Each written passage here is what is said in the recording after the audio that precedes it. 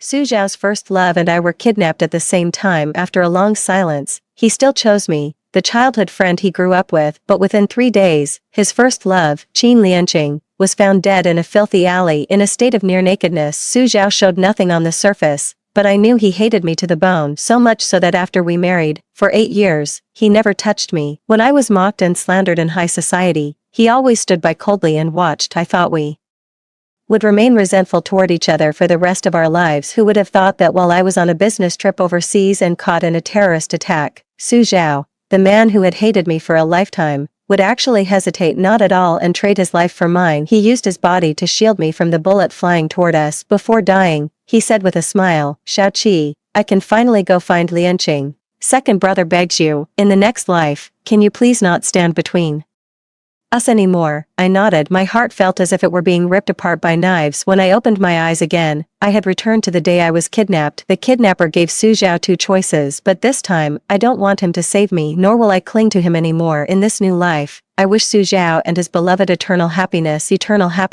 Without me. When I opened my eyes, flames were raging. As expected, I was tied up with Qin Lianqing. The kidnappers were already forcing Su Zhao to choose between 2 options. One is your childhood sweetheart, the other is your unforgettable old flame. Make your choice, young Master Su. I could tell the kidnapper's tone wasn't urgent. Instead, it carried a sense of amusement, curious about whom Su Zhao would ultimately choose. Su Zhao, standing outside the warehouse, remained silent. Beside him, his mother was frantic with worry. "Please don't hurt Yang Chun. We'll pay any amount of money, just name it, don't hurt Yang Chun." After saying that, she urged Su Zhao again, "What are you waiting for? Choose Yang Chun. Her father died saving your father. Are you going to make us owe the Chen family another life now?" Su Zhao remained silent. I knew it. He must have wanted to save Qin Lianqing. She was the person Su Zhao cherished above all else in the previous life. Even after she left, Su Zhao had remained chaste for her for an entire lifetime. And the reason he chose me was because of the pressure from Aunt Su. The kidnappers had already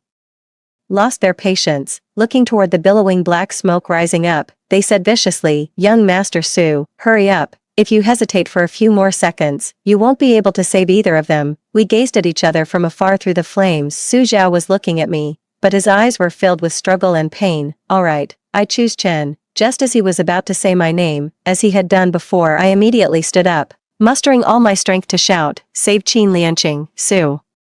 Zhao looked up. His eyes were full of astonishment. After all, in the past, not to mention life and death moments, even in the most trivial, ordinary daily matters, as long as Su Zhao didn't prioritize me, I would always make a scene, let alone giving him up to someone else. It was Qin Lianqing again. Everyone in Gangcheng knows that the person I, Qin Yang Chun, hate the most is Qin Lianqing. Su Zhao and I grew up together. From childhood to adulthood, I had always been convinced that he was mine, so I relentlessly ruined every romance that came near Su Zhao. Whenever a girl got close to him, I would go on full alert, but Qin Lianqing was different. She was the girl Su Zhao liked. She was the one he held in his heart. I can't do anything about her. It's not just dislike, it's also fear. A thick sense of suffocation washed over me as the sea breeze lifted my skirt. I affirmed once more, "Save Qin Lianqing. Don't hesitate, Su Zhao. Save the one you love this time. I don't want to owe you. I also don't want you to hate me for the rest of your life too." In the end, Su Zhao took 80 million to redeem Qin Lianqing. When he carried that person and ran out, not once did he look at me, and from my angle, I could just catch a glimpse of the joy in his eyes at having something lost and found again. I smiled bitterly. Even though I knew all along that I wasn't in his heart, I still couldn't help but feel hurt. Over a decade of childhood friendship, Indiana the end, I still couldn't leave even a trace in his heart. Before the warehouse exploded, the kidnappers forced me down a small path, watching Su Zhao's back as he carried Qin Lianqing grow farther and farther away. I remembered again, in my past life, Su Zhao fell into my arms, covered in blood, begged me to let him and Qin Lianqing be together. How wonderful, as he wished. I owe Su Zhao a life now. I'll repay it to him and his beloved in this lifetime. We are even. I, too, have finally found it in my heart to let him go. 3. Thankfully, I didn't have any accidents. The rescue arrived just in time. At the other exit, special police from Harbor City had been lying in wait there all along. I suddenly wondered, then why did something happen to Qin Lianqing before? Logically, she should have been rescued too. However, I didn't dwell on it for too long, because my best friend Shen Tang clung to me, crying her eyes out, seemingly even more frightened than I, the person directly involved.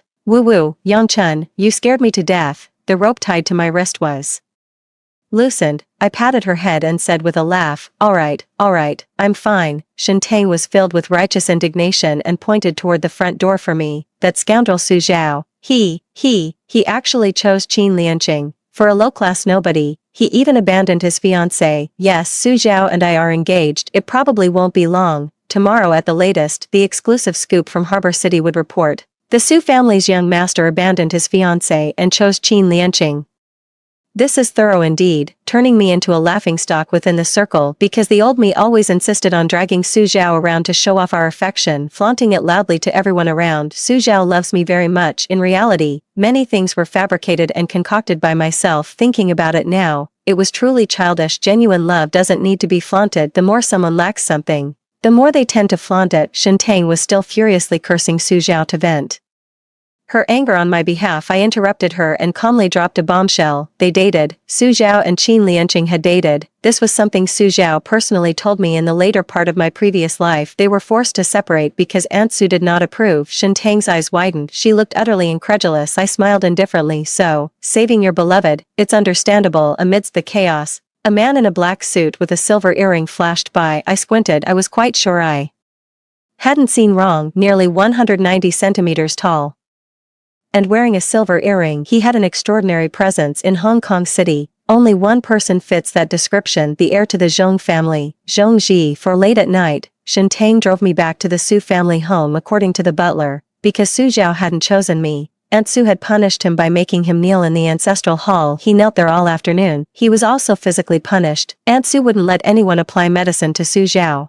nor would she let anyone give him food until he admitted his mistake. But in fact, how could Su Zhao possibly think he had done anything wrong? He had saved the woman he loved. He was already relieved before he could even feel grateful. After all, we were husband and wife for a lifetime, and I know him well, and it was true. I didn't blame him. I specifically went to see Aunt Su to comfort her. In the end, it only made her feel even more sorry for me. She held me and cried nonstop. She apologized to me on Su Zhao's behalf and said she was sorry for not taking good care of me. Yang Chun, don't worry. Auntie has already given that brat a good talking to. This time, I definitely won't go easy on him. As soon as this came up, Aunt Su got anxious and upset. This is outrageous. I said long ago that I could never agree to him being with that Qin Lianqing. He actually still dares to put that little temptress above your safety. She took my hand again. Yang Chun, don't be angry. I'll make sure to beat that brat until he personally comes to apologize to you, and then makes you a promise that he'll never have anything to do with Qin Lianqing again.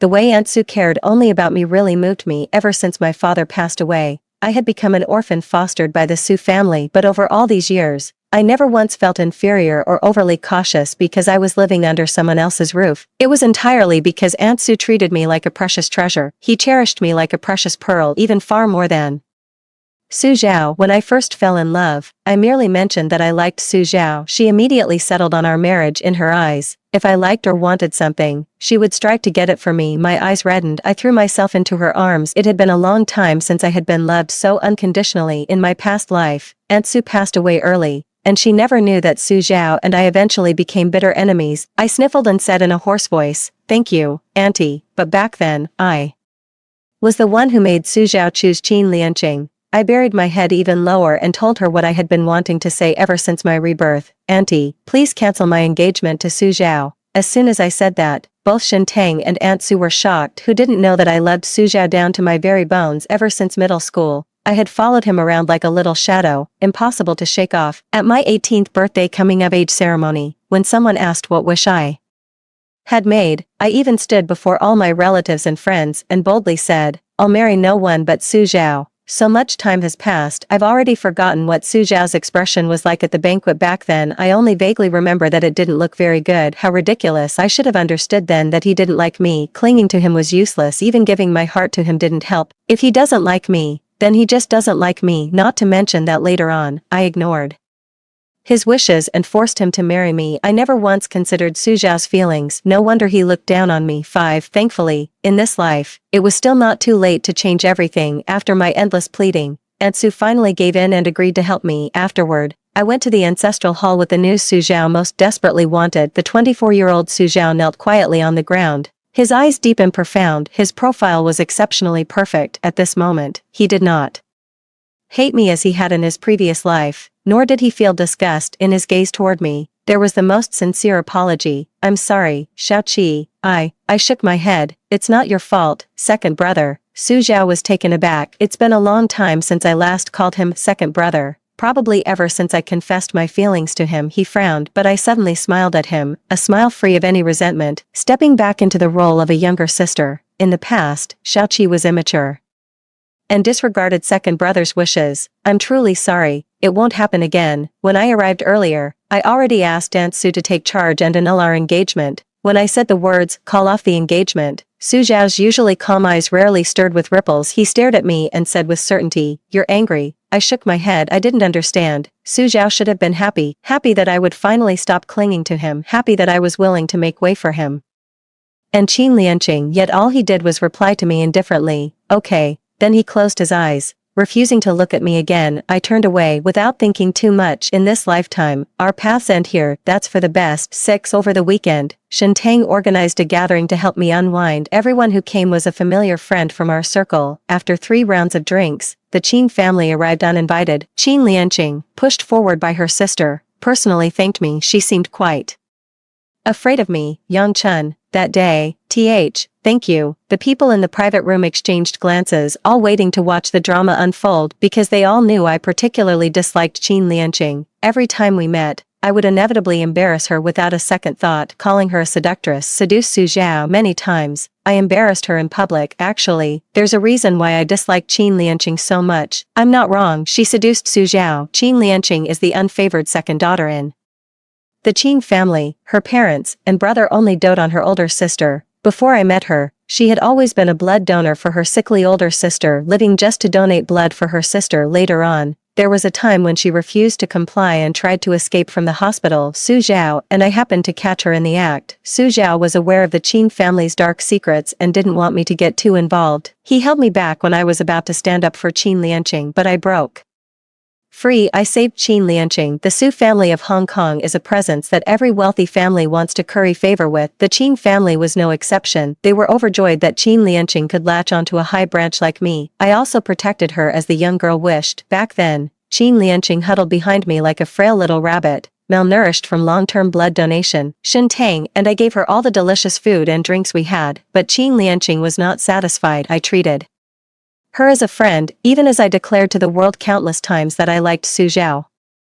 He was my fiancé, yet she still laid hands on Su Zhao. I was furious. Raised by Aunt Su, I grew up spoiled, willful, and hot-tempered. A good friend betrayed me. I absolutely could not tolerate it, so, leveraging Aunt Su's influence, I made a scene and forced the Qin family to make Qin Lianqing kneel in the freezing snow for a full 2 hours, but Qin Lianqing's constitution was too weak. She only knelt for a short while. I heard she was sent to the ICU by the Qin family. Su Zhao got really angry with me for the first time. Qin Yangchun, didn't I warn you not to make things difficult for her? Her days in the Qin family were not easy. You have disappointed me so much. My eyes turned red. That was the first time I noticed a look of heartache in Su Zhao's eyes. Later, for the sake of Qin Lianqing, he ignored me for a whole month. I finally became afraid. I promised her that I would no longer make things difficult for that person. However, Qin Lianqing was too good at putting on an act. On Christmas Day in Harbor City, Su Zhao asked me to bring gifts and go apologize to her, because I loved Su Zhao.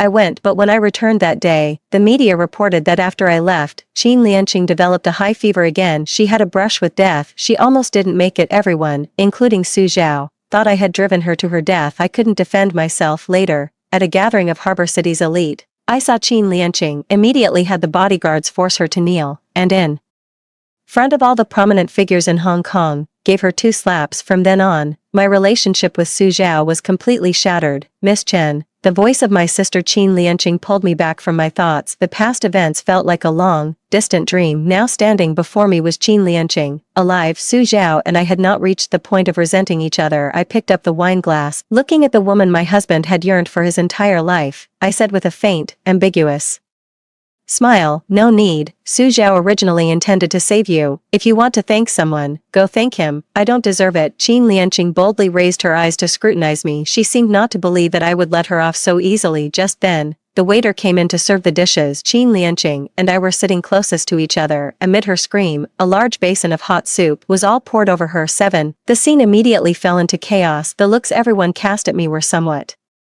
strange. I lowered my eyes. Here we go again. Because of Qin Lianqing again, I had ended up in this kind of situation where I could hardly defend myself even with a mouth. Su Zhao appeared at just the right moment. Just like now, Qin Lianqing had just gotten burned, and he saw it at once. He rushed in. His expression was chillingly cold. Xiaoqi, I thought you were sincere that day, truly wanting to bring me and Lianqing together. Qin Lianqing in his arms was in so much pain she was almost about to pass out. A large area of burns a little more to the side, and she would have been disfigured. I laughed. I'm genuinely impressed. I admire Qin Lianqing for being so ruthless to herself just to frame me. But in Su Zhao's eyes, this laugh became the smug grin of someone who had done all the bad deeds, a triumphant smile. So he stepped forward, step by step, and grabbed my wrist. Shen Tang didn't stop him. In just a few moments, searing pain struck. My hand twisted into a bizarre shape in an instant. It hurts so much. Most likely, it's broken. I bit my lip hard. I wouldn't let myself cry out in pain in front of Su Zhao. Shen Tang was so enraged that she blurted out a string of curses. Su Zhao,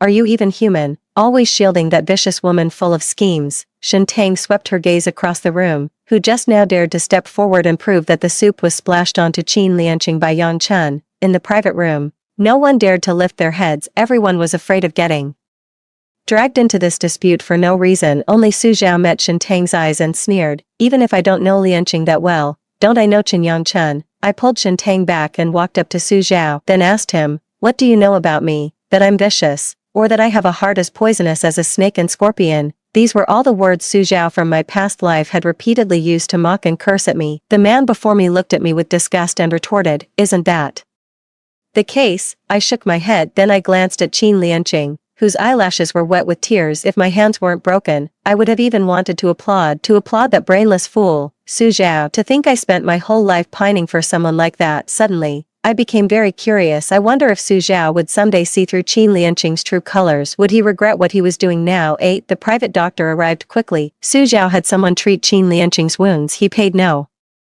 attention at all to me, even though I was already sweating profusely from the pain. Today, he was dead set on teaching me a lesson. He sent people to stand guard at the private room door. You won't leave until you apologize. Su Zhao gently stroked my cheek, just as he did when we were children, only, his eyes held a dark, sinister glint. He said, Xiaoqi, has the Su family spoiled you too much, letting you grow up lawless? Then let your second brother teach you. When you do something wrong, you must apologize. Su Zhao wanted me to apologize to Qin Lianqing. I snorted coldly. Second brother might as well dislocate my other arm too. I, Yang Chen, would rather suffer to death than apologize for something I didn't do. A long silence. Su Zhao and I stood opposite each other, silently locked in a standoff. Neither of us was willing to back down. First, it was Qin Lianqing who broke the silence. She said plaintively, forget it, Zhao Ji. Yang Chen definitely didn't mean to do it. Those words only drove the atmosphere even further below freezing. Su Zhao's expression turned completely cold. Xiaoqi really is stubborn. He walked over to Shen Tang and had her tied up. I suddenly changed expression. Shen Tang is my closest friend. Su Zhao knew I wouldn't give in, so he used Shen Tang to threaten me. It had already been explained so clearly, yet he wouldn't even bother to look into it and just believed Qin Lianqing. He made me choose, apologize, or keep butting heads with him. Of course, the price is that I apologize. 1 minute later, he would break one of Shen Tang's fingers. I was scared. I knew Su Zhao was truly capable of doing it. I understand him. The outwardly good-tempered young master Su is, at his core, actually a vindictive, ruthless, and cunning madman. Time's up. Su Zhao stood not far away, chuckling lightly. The pain of the bone dislocation almost made me unable to think. The moment he approached Shen Tang, I conceded defeat. I apologize. Shen Tang's mouth was gagged. Struggling in frustration, I lowered my head. A profound sense of humiliation flooded my entire being, body and soul. My throat felt as if I had swallowed needles as I forced the words out. Su Zhao, I apologize. I walked to Qin Lianqing's side, gazing at the night view of Victoria Harbor behind her. The city lights begin to glow, dazzling and enchanting. I can't remember how long it's been, but it seems like many years ago when I first arrived in Harbor City. Unable to fit into the new environment, when I was bullied, I didn't dare tell Aunt Su. I would just hide alone in the school storage room and cry quietly. It was on a dusk when the sky was ablaze with fiery clouds that Su Zhao found me, carrying me on his back, step by step, He brought me back to the Su family. He said, if you get bullied in the future, don't be so foolish, your second brother will back you up. He said, whoever dares to bully my little Chi, I'll kick them straight into Victoria Harbor. The youthful vows remain, but the person has already changed. The tears I desperately held back finally fell. I was the fool. I thought that even without love, there was still the bond of over a decade as childhood friends. Choking back sobs, I drew a clear line with Su Zhao. You never believe me. In your eyes, everything I do is wrong, and it's all to make things difficult for Qin Lianqing. Fine, I admit it, but from now on, you are no longer my second brother, not someone I like, nor my second brother anymore. We sever all ties and have no further relationship. Su Zhao saw me crying so heartbrokenly. He wavered a bit. I didn't pay attention. I bent down, intending to apologize, but I was interrupted by a pleasant voice, quite lively. The person who arrived was Zhong Ji. He stepped forward, careful not to hurt my injured arm. He supported me gently. His hand was broad and warm, resting cautiously on my waist. It straightened my back. I spoke slowly, addressing Qin Lianqing, without any courtesy. Some people are born with an unyielding spirit. Her apology is not something just any Tom, Dick, or Harry can accept. Don't you agree, Miss Qin? I was stunned, gazing at the man beside me who stood up for me. This wasn't the first time Zhong Ji had saved me. The last time was outside the fire. Another time was in her previous life. In their previous life, the Su and Zhong families were, it would not be an exaggeration to say, rivals in Hong Kong's political arena. Their relationship was far more strained than it is now. Naturally, every move of the heirs of the two families drew intense public attention. Unfortunately, Zhong Ji had a congenital physical defect. He was hearing impaired, but even so, wherever he went, people treated him politely except me, because Su Zhao had once been displeased that I had any contact with Zhong Ji, so I avoided him like the plague. I even publicly embarrassed Zhong Ji,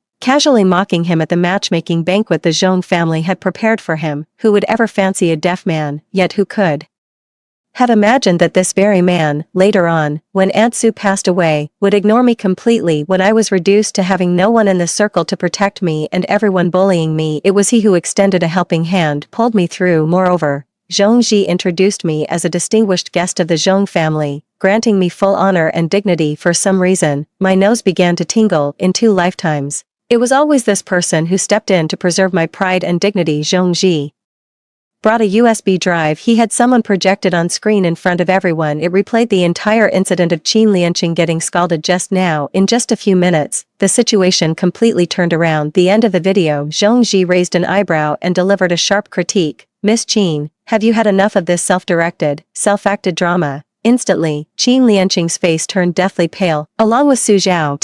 Su Zhao's expression became extremely awkward. He silently sized up Zhong Ji, his gaze falling on Zhong Ji's hand resting on my waist. In the utterly silent atmosphere, he said softly, Xiao Qi, come here. I didn't move. Instead, Qin Lianqing immediately stood up. Seeing that the truth had been exposed, she grabbed Su Zhao's arm, her voice soft and sweet. Her eyes were full of tears. Brother Zhao, I can explain. Give me a chance. I can explain. Su Zhao remained unmoved, without even glancing at her. Apologize to me. It was second brother's fault for wronging little Seven. After we go back, whatever way you want me to make it up to you and apologize, I'll do it. But for now, he forced a perfunctory smile. Little Seven, can we not let outsiders interfere in our matters? Every word he said was aimed at Zhong Ji. You are no longer my second brother. We have nothing to do with each other. Also, I reminded him, the outsider you're talking about is my boyfriend. Outside the window, the sky over Harbor City suddenly darkened. Su Zhao did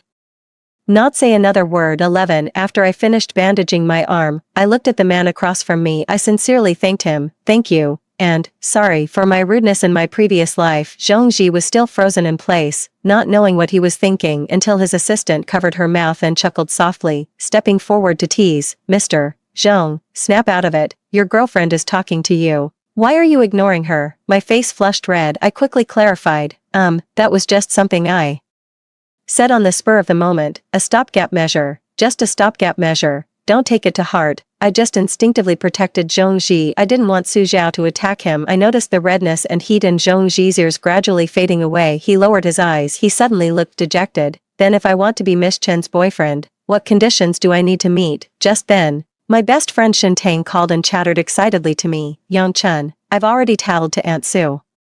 For you, that Su Zhao, after treating you like this, he'd better watch out, and that Qin Lianqing too. Aunt Su won't let them get away with it. Shen Tang's unrestrained voice drowned out Zhong Ji. I only saw Zhong Ji's lips moving. I couldn't quite make out what he said. I looked at him in confusion, but he shook his head and turned away. Outside was the boundless, glittering night of Victoria Harbor. 12. Zhong Ji took me home. He handed me a file. It was the evidence he obtained outside the warehouse where I had been kidnapped that day. He suspected that the kidnapping had also been staged and orchestrated by Qin Lianqing. Qin Lianqing had done it very cleanly. Zhong Ji spent a great deal of effort before he managed to uncover the slightest clue. As he said this, his legs were crossed. He was sitting not far from me. Warm yellow light fell on him, giving him a relaxed, languid posture. Hand this over to the police, and Qin Lianqing should be going to jail. My thoughts aligned perfectly with Zhong Ji's. I was originally planning to investigate this kidnapping myself. The prime suspect is Qin Lianqing. He was one step ahead of me. Somehow, looking at the documents on the desk, an impossible idea suddenly popped into my head. I probed. Zhong Ji, I'm sorry, I shouldn't have said that about you earlier. It's fine, just as expected. He said it lightly, not taking it to heart. I was overjoyed and immediately asked everyone standing around to leave. Then I squatted down beside his leg, blinked, and said, Commissioner Zhong, long time no see. The person before me stiffened. I immediately concluded that Zhong Ji had also been reborn in his previous life. Zhong Ji, at just 40 years old, was the youngest administrative commissioner in Hong Kong. The day he took office, I also attended and sent generous gifts. By then, none of us were young anymore. I apologized to him once again regarding the matter of slandering him at Zhong Ji's matchmaking banquet in the past. I have always blamed myself, otherwise, he might not have remained unmarried for so many years. A solitary man, this became a burden on my heart. Zhong Ji knew it too. However, this happened after Su Zhao and I got married. Zhong Ji in this lifetime has no idea what I'm apologizing for, so, he must have been reborn too. Even after being reborn, he still doesn't hold a grudge. He still helps me without bearing any past resentment. He still stands up for a complete stranger. Miss Chen. Zhong Ji seems really afraid of me crying. The usually composed, unflappable bureau chief who could handle anything with ease and never bat an eye even if Mount Tai collapsed before him, was now flustered and at a loss, awkwardly wiping my tears away. You, don't cry. I buried my head in his arms and said in a muffled voice, Don't call me Miss Chen. Zhong Ji's Adam's apple bobbed. It took quite a while before he spoke again, his tone tinged with helplessness and resignation, calm and reassuring. His voice was gentle as he said, Don't cry. Yang Chen. In my memory, a light drizzle fell over the harbor city. I once waited with this stern-faced director for a rainstorm to pass. It was not long after he had taken up his post, and just before I was about to go abroad with Su Zhao. It was the last time we saw each other. In a temple bustling with people. The temple was majestic, the ancient monastery serene. He carried the pleasant scent of sandalwood. Then, as soon as the rain stopped, we bid each other farewell. He went south, and I went north. That was, for us, a lifetime. Suddenly, I mustered my courage and leaned close to Zhong Ji's ear. With a beaming smile, I said, To be my boyfriend, there aren't really any conditions, as long as I like you. After saying that, I kissed his earlobe. Zhong Ji froze completely, not daring to move a muscle. I was stunned, as if struck dumb by a surprise falling from the sky. In fact, just before I came into the Zhong household, Zhong Ji's assistant told me what that sentence was that I hadn't heard clearly. I didn't even need to think to know. Zhong Ji had liked me for a long time. He hid his love so carefully that even after I realized it, I still didn't dare respond, because back then, I had my own fixation. Obsession becomes a demon. I cannot let go. But now, I must go and cleanse my obsessions. After all, in this lifetime, I too have people I must not fail. 13. I arrived at the Su family home in the early hours of the morning. The lights in the house were off. The room was very dark. I felt my way into my own room. As soon as I entered, I was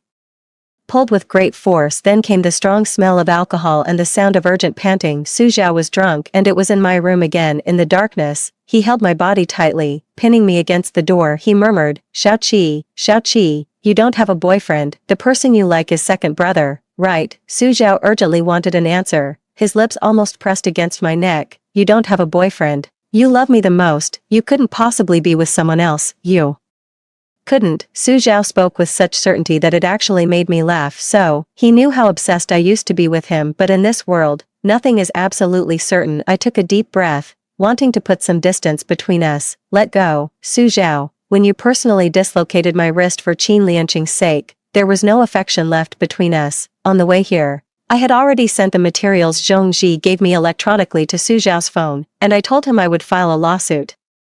Su his lover. I don't know if he read it, but Su Zhao was drunk. He just kept pulling me and apologizing. Second brother was wrong. Second brother is sorry to little seven. Little seven, forgive second brother. Okay, I promise. From now on, there will never be a Qin Lianqing again. We won't call off the engagement. You are still my fiancé. I really suspect Su Zhao has drunk his brain away. Wasn't he deeply devoted to Qin Lianqing, vowing to marry no one but her? There was pain in Su Zhao's eyes, and his grip tightened with force. He emphasized for me, Shaoqi, you only love your second brother, you don't love Zhongji. As he spoke, he tried to lean in to kiss me. I couldn't take it anymore and slapped him. I didn't hold back, so the slap rang out with a crisp sound in the night. If you're sick, go see a doctor. I pushed him away. I sneered, didn't you love Qin Lianqing so desperately? What? Disappointed now that you found she's not as pure and flawless as you thought? I scoffed coldly. Then your love is nothing more than that. I had to admit that deep down, Su Zhao was a cold and insatiable person. He only ever loves what he cannot have. He always believes that what is out of reach is the best, so he regrets not having obtained Qin Lianqing. He panicked when he saw that I, who had long followed him like a little sidekick,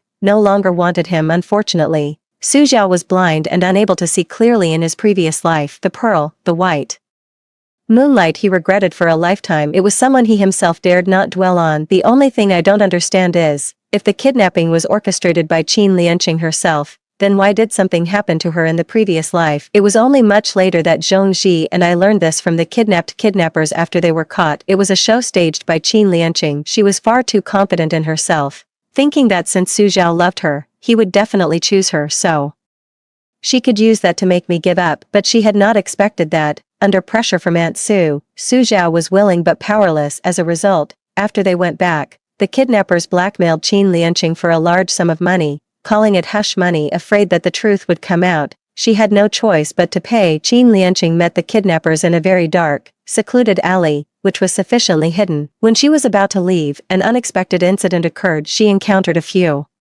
idle hooligans. That night, Qin Lianqing's harm to others ultimately backfired on herself. I couldn't help but find it ridiculous. For the sake of such a person, Su Zhao and I tormented each other for a lifetime. 14. Su Zhao hung his head. He remained silent for a long time. I couldn't tell whether he had sobered up, or whether I had knocked him awake. He did not step forward again, and a trace of clarity returned to his eyes. What if second brother promises you that there won't be anyone else? The way Su Zhao begged me not to let go left me dazed for a moment, as if in my previous life the one begging me to let go before dying wasn't him, and the one who clung on to the very end wasn't him either. I retorted, then how do you know that my letting go isn't what you begged for in your past life? A silent night. Su Zhao leaned against the wall and lit a cigarette. Scattered sparks flickered in the darkness. His voice was so hoarse he could barely speak. If you can bear it, then fine. We both knew it was over. After more than a decade of living together day and night, Su Zhao understood my temperament. The most stubborn. When I loved him, even if I shattered the southern wall, I would not look back. But if I decided not to love anymore, I would not look back either. In the very end, Su Zhao looked at my wrist. He wanted to touch it. I dodged it. He pursed his lips and asked, does it still hurt there? I didn't answer him, turned around and closed the door. 15. In the living room,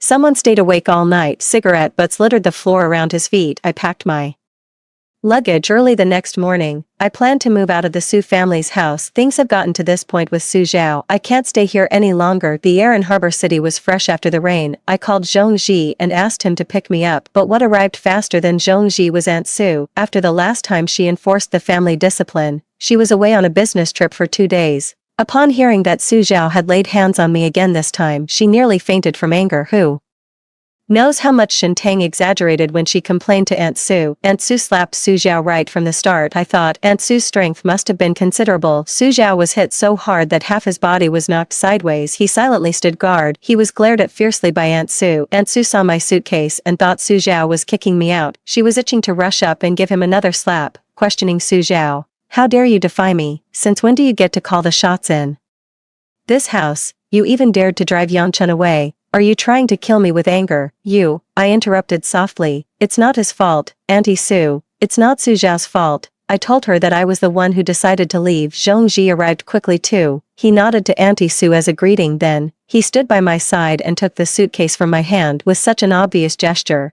Auntie Su couldn't fail to understand. She shook her head and sighed. Well then, if it was that little rascal, It means he wasn't meant to be. Later, I heard from Shintang Su Zhao was harshly punished by Aunt Su again. Qin Lianqing was also imprisoned in February of the following year. After I moved into Zhong Ji's house, I spent that whole year busy setting up my own studio. I had completely moved on from the past, so when I suddenly heard those names again, it felt as if a lifetime had passed, except, at the end of every month, we would consistently see a black extended sedan parked at the entrance of the villa. Zhongji and I both tacitly ignored it. On New Year's Day in Hong City, Aunt Su called to say that Su Zhao had forcefully suppressed the matter of our engagement being called off. No one could talk him out of it. I said nothing, nor did I want to make sense of Su Zhao's childish, pointless behavior. Time passed quickly. A few months later, on the day of the start of spring, it was my birthday. The Su family, without any warning, suddenly announced the news that the engagement had been called off. The major media outlets in Hong Kong City rushed to report it. When Zhong Ji saw this trending topic, he held his phone and wrapped his arms around me from behind, resting his chin on my shoulder.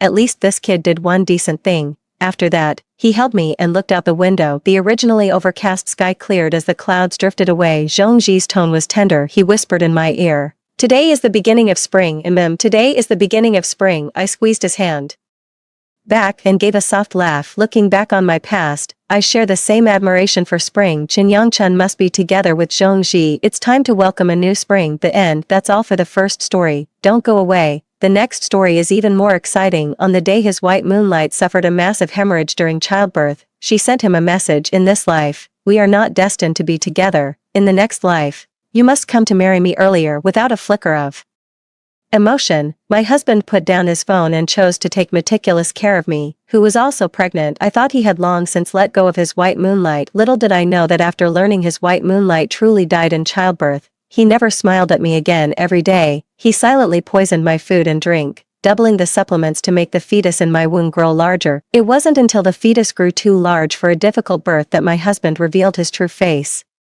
screaming at me, "Yaya must have suffered like this back then, right? If you hadn't forced me to marry you, how could Yaya have died so tragically? This is all what you owe Yaya. I want you to taste Yaya's pain." In the end, after enduring immense torment, I died from a difficult birth with massive hemorrhaging. When I opened my eyes again, I had returned to the day where you sent that message to my husband, saying Jinghuai, this time, I'll let them have their way and won't be their stumbling block anymore. Honey, after we finish the prenatal checkup, I'll take you to eat your favorite barbecue. A familiar voice rang out, and I suddenly opened my eyes out of the darkness, meeting Shinduo's gaze, so gentle it seemed about to drip with water. Either this was a burst of clarity before death, or I had been reborn. Shinduo was driving, and one of his hands was pressing on my Higu acupoint. He knew I got carsick. If I hadn't really died once, I would still be lost in Shinduo's tenderness.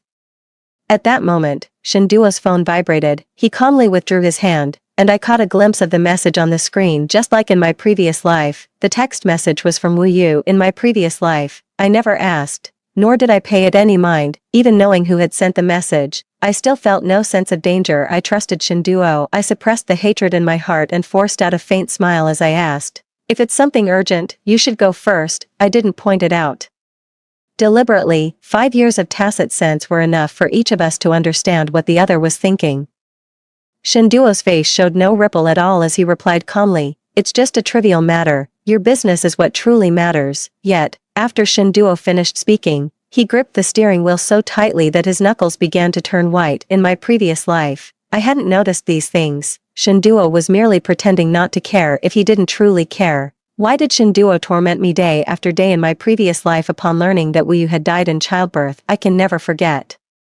When I was hemorrhaging during a difficult childbirth, Shinduo's eyes were bloodshot as he choked my neck with a death grip, his gaze filled with a ferocity I had never seen before, a ruthless severity I had never witnessed. He said, "Ren Liang, I've finally waited for this moment. I'm going to make you experience everything that Yaya went through. Did you know, I never loved you? You forced me to marry you. If it weren't for you, how could Yaya have married that irresponsible trash? If it weren't for you, Yaya wouldn't have died so tragically. I didn't even get to see her one last time. Ren Liang, go to hell." I had no time to process the shock of it all. I was just in unbearable pain. I cried and begged Shinduo, pleading with him to save me. Shinduo's eyes were icy cold. Without saying another word, he watched as I hemorrhaged heavily, struggling in agony until I died. Shinduo prevented the doctors from saving me. After I died, Shinduo didn't even collect my body. Instead, he knelt before Wu Yu's tombstone, weeping uncontrollably. He gently stroked Wu Yu's tombstone, murmuring to himself, yeah, I've avenged you. In our next life, I will definitely marry you. I was shocked. All these days, Shinduo had been waiting for this moment, but Shinduo had clearly said that in this lifetime, he would only love me in this new life. I will no longer be part of the tragic love story between these two. Honey, what are you thinking about? You're not upset because Wu Yu contacted me, are you? Shinduo suddenly stopped the car, his voice pulling me back to reality. His eyes were filled with concern, but remembering my tragic death in the previous life, my back was already soaked in cold sweat. I forced a faint smile. Shinduo, you should go check on Wu Yu. After all, a life is at stake. I caught the unexpected expression on Shinduo's face, but I had no idea what he was thinking. Was he puzzled by my sudden generosity, given how possessive I used to be toward him, or had he been eagerly waiting to rush to Wu Yu's side all along, just waiting for me to say the word? In the end, Shinduo still insisted on refusing. I couldn't bear to watch Shinduo's insincere act. My stomach churned with nausea. I suggested accompanying him to the hospital to see Wu Yu. Only then did Shinduo agree, but I clearly saw him secretly breathe a sigh of relief, his furrowed brow relaxing. Actually, Shinduo was right. I did love him deeply back then, but he never refused it either. Initially, Shinduo was just a junior employee at my father's company. If it weren't for dating and marrying me, he wouldn't have reached his current position. My mother passed away early, leaving my father to play both father and mother roles. Unfortunately, before I got married, my father was also diagnosed with a terminal illness. My father never approved of Shinduo, but because I liked him, my father, lying on his sickbed, insisted on hearing Shinduo promise to love and protect me for a lifetime before he could close his eyes in peace. Back then, I thought Shinduo had some genuine feelings for me. Sadly, it was only after I died in my previous life that I found out he just wanted to take advantage of my family's wealth. His lingering attachment to Wu Yu was also because, during the year he loved her most, he couldn't give her anything. After I died, he had everything. But it's a pity Wu Yu is no longer here. From beginning to end, I was nothing but a joke. While I was reviewing the events of my past life, the car came to a stop. Shinduo looked at me with a somewhat guilty expression, yet still gently helped me out of the car. I subtly avoided Shinduo's touch and forced a relaxed smile. The baby is only 2 months along. I'm not that delicate. For Shinduo, this was the first time I had avoided his touch. In the past, I always liked to cling to him. Even the slightest physical contact would make me happy for a long time. Shinduo froze for a moment where he stood, but still turned and headed toward the hospital. His steps were hurried, as if he had forgotten that someone was still following behind him. Such impatience had already betrayed Shinduo's concern for Wu Yu deep in his heart. Clearly, I had already made peace with it, yet when I saw Shinduo like this with my own eyes, my heart still stung uncontrollably. By the time I slowly walked over, Wu Yu was already hiding in Shinduo's arms and crying, I thought I'd never see you again.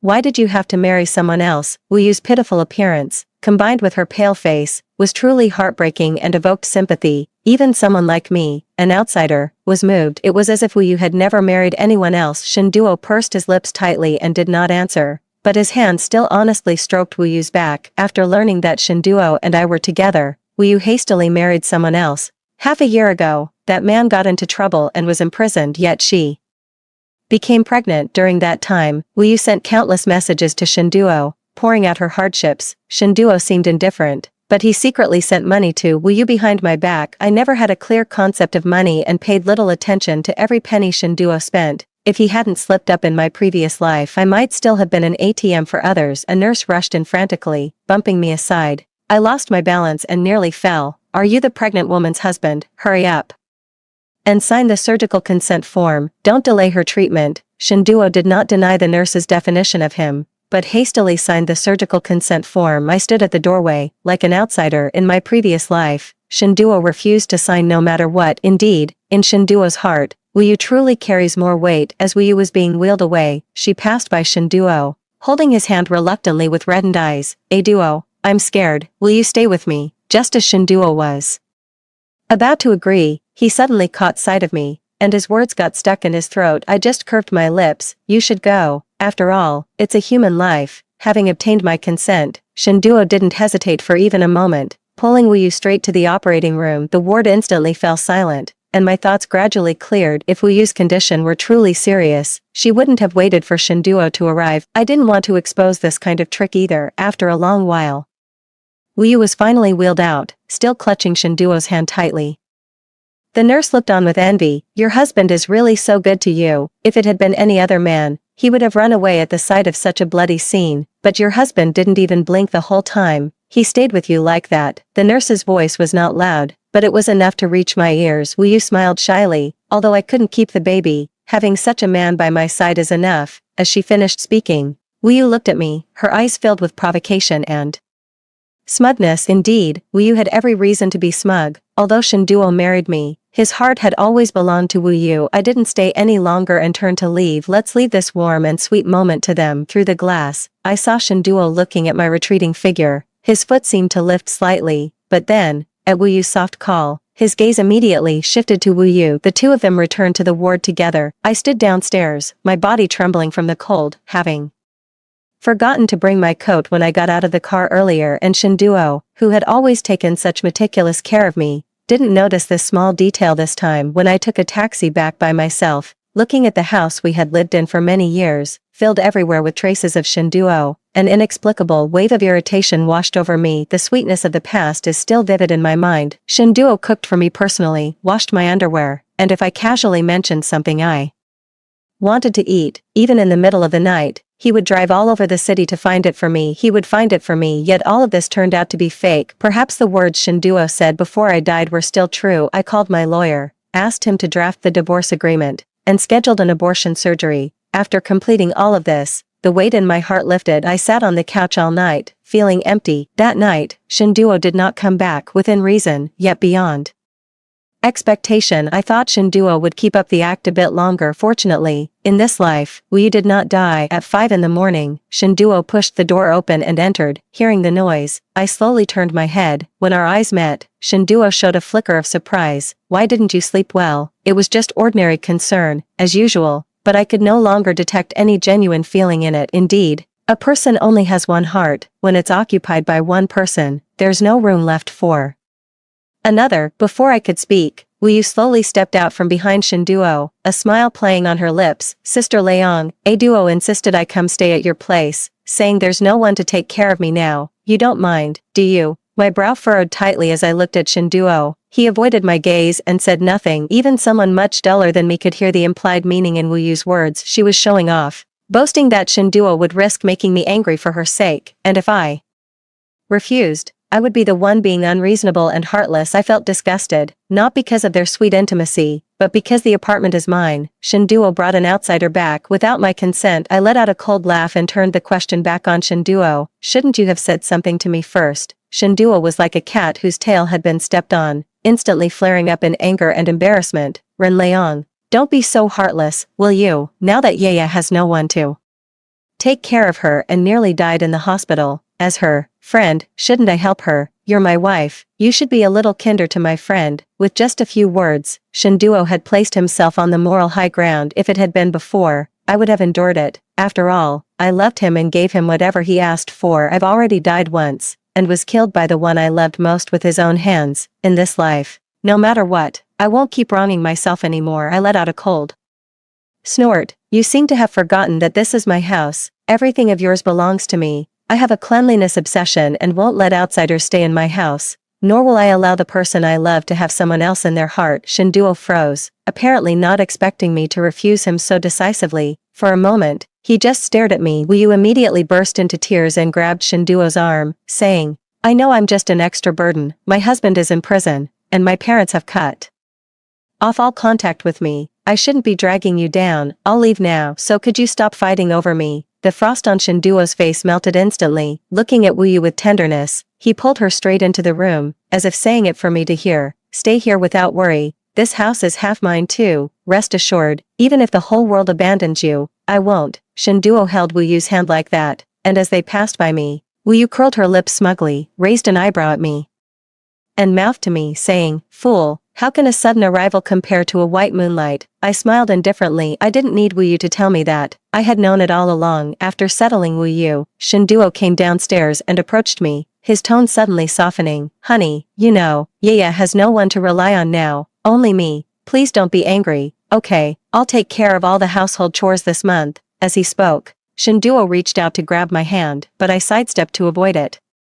Shinduo's movement froze midair. I initially wanted to lash out, to question why Shinduo would treat me this way, why he would marry me when his heart already belonged to someone else. Why did he have to kill me in my previous life? But the answers to some questions were already clear anyway. I've already decided to step back. Let's keep it dignified. So I reined in my impending fury and said calmly, keep an eye on your friend. Just don't disturb my life. I emphasized the word friend heavily. Shinduo had never known that I was aware Wu Yu was his white moonlight, or perhaps he had long sensed it but was simply deceiving himself. Shinduo still wanted to say something, but I had already put on my coat and was heading out. Today, I am going to abort the child in my womb. Living in a family full of lies is unfair to this child. As I lay on the operating table, the coldness from behind reminded me of my tragic death in my previous life. I had also lain on such a cold operating table then. The light above was so blinding I couldn't open my eyes, yet I still vividly remembered Shinduo's venomous gaze under the effect of the anesthesia. I still lost consciousness. I'm sorry, child. In my last life, I couldn't bring you into this world. In this life, I still couldn't. Please forgive Mom for being selfish. I can't let you be born into a family without a father's love. And I can't so arrogantly believe that children from single-parent families can still be happy. When the nurse woke me up, I was still dazed, and I could even feel the hollow emptiness in my lower abdomen. As if a piece of my heart had been gouged out, I went home with pale lips, and as soon as I walked in, I smelled food. Shinduo was cooking earnestly in the kitchen, while Wu Yu sat by the island counter with her chin propped in her hands. If this home weren't mine, the two of them really would have thought they are a loving couple. The person who once promised to cook only for me can now cook for someone else too. Shinduo probably heard the door and turned to look at me. I glanced coldly at the chicken feathers in the trash and couldn't help but vomit. I am afraid of birds with pointed beaks. Seeing feathers gives me small red rashes on my body, and I never eat poultry. Shinduo knows this too, and we have never had such things on our dining table. But for Wu Yu, Shinduo can ignore everything about me. Shinduo followed my gaze to the chicken feathers that hadn't been thrown away yet and explained guiltily, Yaya is physically weak now and needs nourishment. I'll pack up right away. I withdrew my gaze and responded indifferently. I originally intended to go back to my room to rest, but as I passed by Wu Yu, she grabbed my hand and threw herself backward. The loud noise caught Shinduo's attention. Wu Yu started crying instantly, appearing weak and aggrieved. She looked at me. Sister Leong, I know I'm an eyesore here. If you just tell me to leave, I'll definitely go. You didn't have to push me to vent your anger. Shinduo didn't even have time to wipe his hands before rushing over, he pushed me hard, and I fell to the ground. I felt a warm, wet fluid flowing from my lower body. I looked down and saw that my white pants were already stained red with blood. Ren Leong, you knew perfectly well that Yaya just had surgery and is so weak, yet you still laid hands on her. Are you even human? I never imagined that you could be such a vicious woman. I smiled bitterly. True disappointment isn't about making a scene. That saying took on a concrete form at this moment. Wu Yu had just undergone surgery, and so had I. If Shinduo had turned his attention to me, he would have noticed something was off, but he didn't. Whatever. Shinduo picked up Wu Yu with heartache, glaring at me fiercely. You better reflect on this. Once you've thought it through, go to the hospital and apologize to Yaya. Think carefully. Have I been too good to you all these years? You're spoiled, rotten and lawless. With not even the most basic empathy, Wu Yu raised an eyebrow at me. From an angle Shinduo couldn't see, I stopped Shinduo, who was about to rush out, and he came to an irritated halt. What more do you want? Do you only feel satisfied when Yu is dead? I took the divorce agreement the lawyer had just mailed me out of my bag and handed it to Shinduo. Shinduo, let's get divorced. Shinduo froze. What are you making a fuss about now? The one who did wrong is you. How can you say divorce so righteously? I sneered, tilting my chin toward the surveillance camera. If you have eyes, go check the footage. I don't believe you can't see through such clumsy tricks. Don't be a fool yourself and think everyone else is a fool too. Wu Yu's face instantly turned pale. She probably never expected our house to have surveillance. A duo, don't blame Luyang anymore. She definitely didn't mean it just now. Put me down, I'm fine. Wu Yu, who had just been crying and demanding that Shinduo stand up for her, was now anxious to settle the matter peacefully. Shin Duo could hardly fail to see the reason behind this. The look in his eyes softened instantly when he looked at me. It's just a misunderstanding, not worth escalating to divorce. Honey, you know, Yaya just lost her child and is emotionally unstable. Please be understanding. I never expected that even with the facts right before his eyes, Shinduo could still find excuses for Wu Yu. The feelings I poured into Shinduo back then were truly laughable. I said indifferently, she lost a child, and I lost a child too, so if I'm emotionally unstable, shouldn't you also be understanding? Upon hearing this news, Shinduo lost control of his emotions. He let go of Wu Yu, rushed over, and gripped my arm tightly, questioning me frantically. What have you done to our child? I looked down at my pants, where the bloodstains had already dried. Shinduo followed my gaze, his expression dark and unreadable. I added promptly, it's not your fault, I had already had an abortion, your push just caused the wound to reopen. I'm not the kind of person who casually pins blame on others. Shinduo frowned. Why? I didn't understand what Shinduo's current sorrowful mood was for. In the previous life, he hadn't cared about our child at all. It was a girl about to be born, yet Shinduo didn't even glance at her body. Now it's only been 2 months. What is Shinduo reluctant to part with? Maybe he had been acting for so long that even he himself had taken it seriously. I only felt amused by the irony as I handed the divorce agreement back to Shinduo. Because I want a divorce, I won't let my child have a father whose heart is elsewhere. Since you two are so in love, I'll graciously make way for you. What? Is that still not enough? Shinduo stood frozen in place, silent for a long time. Seeing this, Wu Yu immediately stepped forward and hooked her arm through his. A duo. Since Sister Leong wants to make way for us, just sign it. Now that you already have everything, you can also fulfill the promise you made back then. Wu Yu's little scheme was practically written all over her face. Shinduo was still hesitating when Wu Yu directly handed him the pen and guided his hand to sign. The whole thing was so smooth and seamless that Shinduo didn't even have time to react. This counted as my second time thanking Wu Yu. The first was when Wu Yu died, which allowed me to see Shinduo's true colors. The second was because of her intervention, which let me smoothly get the divorce finalized. Wu Yu handed the divorce agreement to me and smiled triumphantly. Sister Leong, do you need me to help you pack your things? After all, you're already divorced, so it wouldn't be appropriate for you to keep living here. At this moment, Wu Yu had already regarded herself as the mistress of this villa. I calmly put the divorce agreement into my bag and smiled faintly. I think Miss Wu, you probably don't know this yet, do you? Everything in my family belongs to me and Shinduo as premarital property, including this villa. As for what belongs to Shinduo, it's probably only that junk car in the garage. After I finished speaking, I watched Wu Yu's face turn darker and darker. I have my dad to thank for this. He was the one who told me that I couldn't hand over everything from the Ren family to an outsider. Before the marriage, I had already had our assets notarized. After the divorce, Shinduo wouldn't get a single cent. Even the name on this villa is mine. I saw Wu Yu staying silent, so I asked in return, do you need me to help you pack?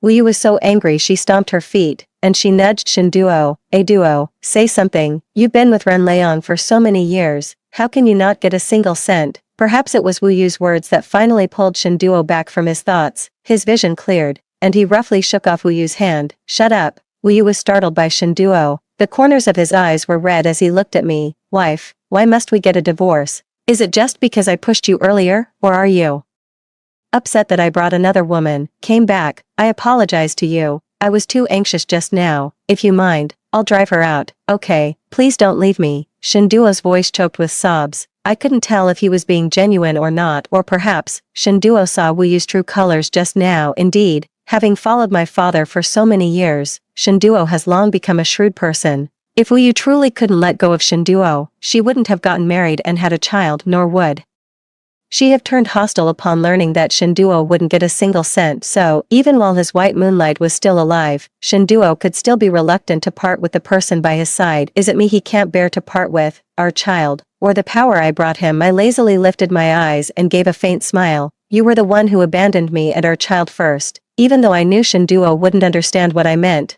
it still served as a vent for the grievances of my past life. When Shinduo moved out, I was already asleep. Whether in these past 2 days or in my previous life, I felt utterly exhausted. In my dream, a soft, chubby little child ran up to me. She took my hand, I crouched down, and she stood on her tiptoes to pat my head, speaking to me in a sweet, childish voice. Mommy, thank you. I don't know what she's thanking me for, when I clearly stripped her of her rights as a human being. When I woke up, the pillow was already soaked. The empty villa no longer carried Shinduo's presence. All his belongings had been moved out. Even if he was unwilling, I had plenty of means to make him leave. Shinduo was smart and understood me well. He knew that once I made a decision, I wouldn't change it. Compared to being thrown out by bodyguards, it was more dignified for Shinduo to leave on his own unexpectedly. Without Shinduo, I didn't feel the slightest bit of discomfort. Indeed, someone you knew from the start wouldn't last should have been let go. It's a pity that in my past life, I was too stubborn. Clinging to that, I mistook Ding Ding's false sweetness for honey. After recuperating at home and regaining my health, I went to the company and began taking over everything. Back when I had Shinduo, I was content to relax and take it easy. Being a manager was no easy job, and I even started learning from the very basics, working until late into the night every day, yet I felt an unprecedented sense of fulfillment. A month later, I dragged my tired body downstairs, only to see Shinduo standing beneath the street lamp outside the company. His shadow was stretched long and slender. During that month, Shinduo had also tried to contact me, but I had blocked him. I heard from a mutual friend that Shinduo was in a car accident. Although it was just a scrape, he also suffered a mild concussion. I didn't show excessive concern. I just asked a friend to help me send a fruit basket over. It was also a token of gratitude for Shinduo's dedicated efforts in managing the company for me over the years. When I saw Shinduo again, his hair seemed a bit longer, and his eyes were filled with exhaustion. I originally wanted to ignore him and walk right past, but Shinduo ran over and grabbed my wrist, his eyes holding an emotion I couldn't decipher: guilt, regret, and affection. Thinking of this, I laughed at myself mockingly. How could Shinduo possibly love me, Mr. Shin? Mind your behavior in public. I unceremoniously shook off Shinduo's hand and spoke sternly. Shinduo stood somewhat awkwardly before me, yet his eyes were fixed intently on me. You've come back too, haven't you? This sentence was like a bomb dropped onto a calm lake. My heart, which had been undisturbed, instantly rippled with waves. I didn't seek revenge on Shinduo, only because the deeds were committed by the Shinduo of a past life. I couldn't justifiably do anything to him without reason, but the Shinduo before me now has reignited my immense hatred for him. I stared straight at him like this, even without looking in a mirror. I knew how terrifying my gaze must have been. Shinduo seemed to confirm his guess from my expression, and he gave a bitter smile. I'm sorry, just an apology. Could it really make up for the pain I suffered in my previous life? In Shinduo's eyes, I really was that easy to placate. I let out a derisive laugh. Shinduo's eyes turned bleak. I finally understand what you meant by that line you said on the day we got divorced. It was me who wronged you. I was sorry to you, and sorry to our child. That's fine. Since I know everything now, I won't keep anything bottled up anymore. Now that Mr. Shin has gotten his wish and is with his white moonlight, please don't come bothering me anymore. Since you know why I hate you so much, you should know better than to push it. We have no relationship now, and no one will stop you from being with Wu Yu anymore. Let's keep things civil between us. Sometimes I resent my own kindness and soft heart. I could have ruined Shinduo, but now I just want to stay away from him. After all, Shinduo isn't worth me having blood on my hands. Shinduo's thin lips moved slightly. He slowly took a step forward, raising his hand as if to grasp mine, his face full of hesitation. I took a step back, finding it all rather amusing. What are you trying to make Wu Yu misunderstand? Shinduo's hand stopped, his voice hoarse. I haven't been with Wu Yu, you know, since you died. I haven't had a single peaceful night's sleep. I thought I hated you, but slowly I came to realize that the person I've always loved is you. Please give me a chance to make it up to you. Okay, I didn't know much about what happened after my death in my previous life, but looking at Shinduo's deep and sincere expression, I only felt disgust. My eyes were icy cold. The reason you can still stand before me, whole and unharmed, isn't because I have any lingering affection for you, but because I showed mercy. I will not become someone like you, but if you continue to cause me trouble, I won't mind making you experience the same pain I've endured. Shinduo wanted to say more, but was intimidated by a single glance from me. I turned and walked away. Affection that comes too late is cheaper than grass. Actually, I had already learned from mutual friends that Wu Yu's initial decision wasn't driven by the mindset of as long as it's not Shinduo, then it doesn't matter who I marry. Wu Yu had always liked that man, but she wanted to keep her options open, which is why she said those things to Shinduo, making him believe that Wu Yu married out of sheer disappointment. Indeed, anyone with a brain should realize that Wu Yu could have remained single and waited for Shinduo all along. How could she possibly marry someone she didn't love and have a child after Shinduo and I divorced? Wu Yu refused to believe that Shinduo hadn't received a single cent from the settlement. She clung to him persistently. Even the car accident was caused by a sudden argument between the two of them in the vehicle. Wu Yu urged Shinduo to confront me and reclaim what she believed was rightfully his share of the assets. When Shinduo refused, Wu Yu threw a fit, shouting and even grabbing the steering wheel. The car lost control and crashed into a utility pole. Although Shinduo suffered a head injury, his mind became clearer than ever. Perhaps that once gentle and dazzling white moonlight, in that very instant, became utterly detestable in his previous life. Shinduo couldn't forget Wu Yu simply because she died in his heart during her most beautiful years. I got into the car and saw Wu Yu running angrily towards Shinduo in the rearview mirror. I couldn't hear what they were saying, but based on Wu Yu's lip movements I caught some fragmented information, things like a dog can't change its habit of eating shit, always eyeing the pot while eating from the bowl, or aren't I your favorite woman? Why are you looking for Ren Leong? Shinduo's eyes were filled with exhaustion and disgust. Indeed, Shinduo was always like this. When he had me, he was thinking of Wu Yu. Now that I've stepped aside for them, he comes crawling back to come find me. Shinduo shook off Wu Yu and only said a few words. I never agreed to be with you, so don't follow me anymore. Wu Yu grew embarrassed and enraged. You think I care about being with you? Back then, you were just a broke loser. If it weren't for the Ren family's fortune, who would have taken a liking to you? In the end, Wu Yu let the truth slip. I thought Shinduo would be hurt, but he only smiled in relief. Yeah, without Ren Leong, I'm just a dog. Are you satisfied now? Can you get lost? The outcome of the matter was that Wu Yu left in a huff, having watched the drama unfold. I stepped on the gas and drove away. In the rearview mirror, Shinduo was staring fixedly at my car. As for Shinduo coming to find me earlier, I wasn't sure if he truly regretted it, but at this moment, I could confirm that he genuinely did. He gave up a wife who was wealthy, beautiful, and talented for a shrew. Isn't that exactly what Shinduo wanted? I thought Shinduo had dignity and wouldn't cross paths with me again. I never expected that during the company's interview period. While I was waiting as an interviewer for the next candidate to arrive, the moment the door opened, I saw Shinduo. Shinduo looked refreshed and spirited, clearly having dressed up meticulously for this interview. Everyone present knew Shinduo, the former general manager who had now become an intern. Everyone exchanged glances, cautiously observing my reaction, and I did not shy away from Shinduo's intense gaze. After asking a few standard questions, I put down my pen and looked up at Shinduo. What makes you think you have an advantage over those younger candidates? Shinduo spoke with confidence. I've been here for 5 years and served as general manager for 3, so I understand the company's direction better than anyone. Only I can truly help you. Shinduo was too confident, and the room fell silent. I just curled my lips and spoke unhurriedly. The company has long since been updated and transformed. What I need is vibrant new blood. Your era is long gone, not just the company, but also the feelings of the past. I wanted to make it clear to Shinduo that I've started a new life and won't dwell on past pain anymore. Shinduo's expression told me he understood my underlying meaning, and for a moment, he was at a loss for words. I continued to speak. I'm sorry, Mr. Shin doesn't seem to meet our company's recruitment standards. Next, wait. Shinduo stopped me and looked at the 2 interviewers beside me. Please step out for a moment. I need to speak with your President Ren. The 2 interviewers seemed conflicted, looking at me with hesitation. I couldn't even be bothered to lift my eyelids. It seems Mr. Shen and I have nothing left to discuss. We are currently working. If there's nothing important, please don't delay us. I'm done with work. Shinduo grew anxious. He stood up, placing both hands on my desk. Lu Yang, I admit I was wrong. I truly was. Just let me stay by your side. I'll do anything. Without you, I simply can't go on living. The 2 interviewers beside us covered their faces with their notebooks. Clearly, the situation wasn't suitable for them to remain, but since I hadn't dismissed them, they had no choice but to stay put. The interview office was so quiet you could hear a pin drop. I could even hear Shinduo's frantic heartbeat. In the past, I gave Shinduo many chances. I showered him with love, power, money, to the point where I didn't live a single day as myself. In my last moments of my previous life,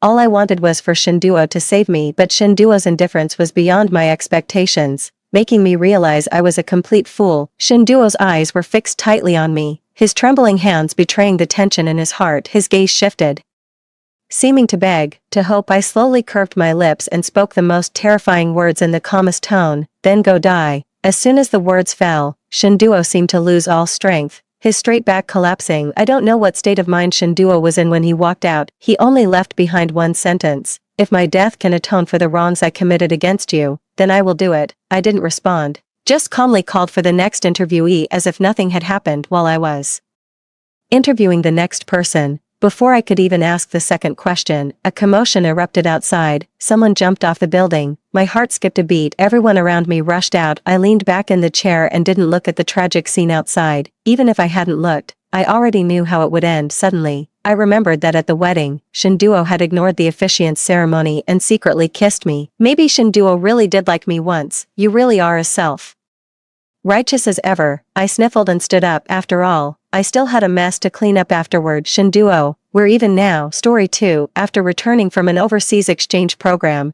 there was a new girl beside my childhood friend. Whenever we had an argument, she would timidly yet bravely stand in front of him to protect him, saying, You're so disrespectful, he's not your dog. I haughtily lifted my chin towards my childhood friend and said, My childhood friend expressionlessly pushed her aside and looked at me with a solemn gaze, saying, Woof. When the clumsy shop assistant delivered the wrong drink for the third time, I impatiently lifted my chin towards the bodyguard beside me. Check out, I don't want it anymore. Before the bodyguard could move, the shop assistant erupted first. Customer, why do you have to pick on me? Her hand holding the tray was trembling slightly, and her eyes were filled with suppressed grievances. Don't you think this is disrespectful? The surrounding customers all looked over. The shop assistant seemed to have drawn great courage from those sympathetic gazes. I made this drink with great effort. I stood up expressionlessly and looked down at her from above. Meeting my gaze, she flinched but stubbornly continued, Even though I'm just a small-time waitress, we're equal. Why do you disrespect me like this? I raised my hand to stop the bodyguard behind me and said in a sarcastic tone, What? Should I kowtow 3 times to thank you for getting the drink wrong 3 times? A low murmur of laughter spread among the onlookers. I didn't mean to. Her face turned red, and her watery eyes quickly filled with tears. I'm sore. Before she could finish saying sorry, another long-haired girl suddenly rushed up like a firecracker and protectively stood in front of her, glaring at me with full alertness. Our Yen has already apologized. What else do you want? The way they looked at me was as if I were a vicious villain bullying the weak. I tugged at the corners of my lips, both angry and amused. This well-performed tear-jerking drama finally attracted the store manager. She furrowed her brows tightly. By Yen, what's wrong again? The bodyguard presented the milk tea with floating peanut crumbs to the store manager and said in a cold voice, Our young lady is allergic to peanuts. The store manager's expression changed. I'm sorry, this is indeed our mistake. What kind of compensation do you need? I slowly put forward my suggestion. I just hope you can train your employees better in the future so that there won't be another victim. The store manager gave the two a fierce glare. Of course, we'll definitely deal severely with an employee who keeps causing trouble like this. The two of them turned pale and glared at me resentfully. I thought this was just an unpleasant little episode. While waiting for the driver, I met the shop assistant named by Yen again. She had changed into a washed-out school uniform, and her eyes were red. Her firecracker-like friend waved her fist indignantly in the air. Yen, the store manager is too much. Why did she fire you just because of that unreasonable customer? You must ask young Master Lujua to stand up for you. Let's see how those snobbish people can be arrogant in the future. Lujua, hearing the familiar name, my heart skipped a beat. By Yen blushed shyly. Me and brother Lujua. That was just old Master Lu's joke. It doesn't count. Her eyelashes fluttered. Besides, I heard he has a childhood friend. The firecracker was. How could Lujua like that spoiled young lady? Isn't that how it is in novels? The handsome and cool male lead bravely defies his family for the kind-hearted female lead. Any childhood friend fiancé is just a vicious supporting female character. You're the one who saved old Master Lu's life. You're in a favorable position, understand? You're the girl who truly deserves Lujua. You're the fiancé personally designated by old Master Lu. She held by Yen's shoulders and encouraged her loudly. You are the one who really matches Lujua. You are the fiancé personally appointed by the old master of the Lu family. Bai Yen seemed to be a bit more cheered up and nodded firmly. Yeah, I folded my arms in disbelief. If she was Lujua's fiancé, then who was I? Lujua and I had been childhood sweethearts since we were little, and our parents had made a betrothal agreement when we were in our mother's wombs. I secretly returned to the country this time, originally planning to give him a surprise unexpectedly. This was the scene that greeted me. I let out a sneer. Only then did the two notice my presence. Bai Yen's face instantly turned deathly pale. I've already been fired by the store manager because of you. Why can't you leave me alone? Is it fun to humiliate a poor person like me? Fine, it's all my fault, okay. With a choked sob, she bowed deeply to me, probably too aggrieved. Her tears streamed down desperately and soon wet the ground. I'm really sorry for not being able to satisfy you, young lady. The passers-by around all cast condemning glances at me. The firecracker even clenched her fists tightly, as if she was about to rush up and hit me the next second. I folded my arms and said coolly, You seem to be quite good at shifting the blame. Besides, because of me, do you know that allergies can be fatal? What? Do you think I was too lenient? I didn't know. Her lips were trembling, and she tugged at the corner of her clothes helplessly. At this moment, a white Bentley suddenly stopped beside us. The rear seat door was opened respectfully by the driver. A cold and arrogant young man stepped out. He was tall and slender, and his deep and handsome features showed a bit of aloofness due to the coldness between his brows. Yan Yan, it's young Master Lu Xue. The firecracker's eyes lit up, and she pushed by Yan Yan in surprise. He must be here to back you up. A blush rose on Bai Yan Yan's face, and she gave her a coy look, pretending to resist hearing the commotion. Lu Xue's crow feather-like eyelashes fluttered, and his gaze swept over with a chill. His indifferent gaze passed over them, then it landed on my face. Bai Yan Yan tearfully stepped forward. Brother Lu Xue, I'm so sorry to trouble you. It's actually a misunderstanding. This young lady didn't bully. Her voice stopped abruptly, because Lu Xue reached out and hugged me. He meekly lowered his head, and his furry head rubbed against my neck, making it itchy. Sway, you're back, Brother Lu Xue. You two know each other. Bai Yan Yan's frail body swayed, and she looked at this scene in disbelief, her face deathly pale. The firecracker beside her couldn't help but take a step forward and said indignantly on her behalf, Young Master Lu, what do you mean? Yan Yan has been bullied like this by her. How can you side with an outsider? The bodyguard moved silently, blocking their view.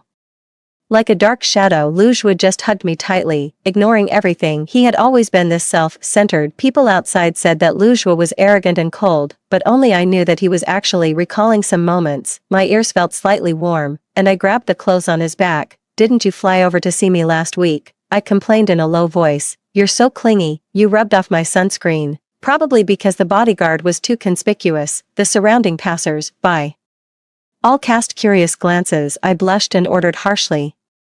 Everyone is watching. Xue, let go. Lu Xue just mumbled two words. No way. I stared at him angrily. Why was he being so disobedient today? Perhaps afraid of making me angry. He reluctantly loosened his arms a little and looked at me intently with his eyes downcast. My heart softened at his look. Just as I was about to speak, the shrill voice sounded again. Young Master Lu, don't you see that Yan Yan is crying? I frowned and looked over, probably unwilling to be ignored. The firecracker was trying to push past the bodyguard. The bodyguard looked at her coldly and didn't budge. Bai Yan Yan's sobbing voice came intermittently.